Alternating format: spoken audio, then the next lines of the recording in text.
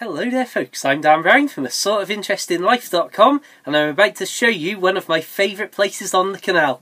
This is Ellesmere and we have got an absolutely perfect day for it. If we start with the traditional look at where we're currently moored up, this is my sort of local spot that you might recognise when I'm in this area. I tend to moor up here when I pass through maybe once or twice a year, and this is the sort of proper central Ellesmere basin area. You've got services just over the canal there, and this is probably the least rural section of canal for a good number of miles in every direction here, as this little branch here is only about a minute or two's walk, and it goes down to this point here, which is literally at the doorstep of a supermarket. And when I say a doorstep, if we say that's the canal and that's the supermarket, then I think you get what I mean. So, back on to what I love about Ellesmere, and I really do love this place. You've got the marina just here. This is once again maybe a minute or two's walk from that basin area, and there's lots of little walks that head off towards the mere area, which we'll have a look. It's basically just a big lake.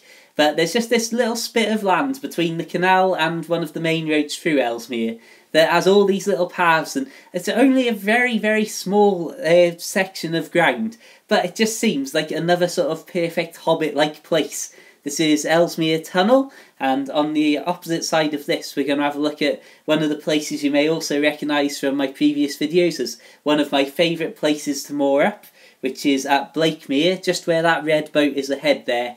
Oh, what a fantastic place. I'd say it's probably about a section of maybe 400 metres of canal, I'm not 100% certain, where basically you can moor up and have this. This is Blakemere, and this will literally be maybe 20 foot of towpath away from your windows. So it's like, in previous videos I've literally opened up the curtains to show you that view through the window, and it's just fantastic.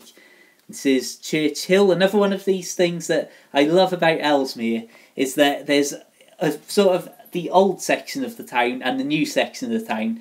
And this old section, it's got places like Love Lane, and there are all these really windy little roads. Once again, just sandwiched between the canal. Oh, we've even got a monastery there. Yes, that's a rarity in modern days.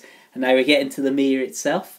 But there's just this old section of the town, and it's really like that stereotype postcard British, I don't know, English traditional scenery of plant pots on a little winding country lane going up a steep hill and that sort of thing. But looking out over Ellesmere, it's somewhere that I've always been going out to ever since I was a kid for like a day out or for a few hours running around in the afternoon. And to be able to be there, I'm sure I've said this in previous videos, to be able to literally moor up in Ellesmere and have places like this right on the doorstep, about 10-15 minutes walk away, especially when you can walk to them through perfect scenery. Just looking at a few of the sculptures here.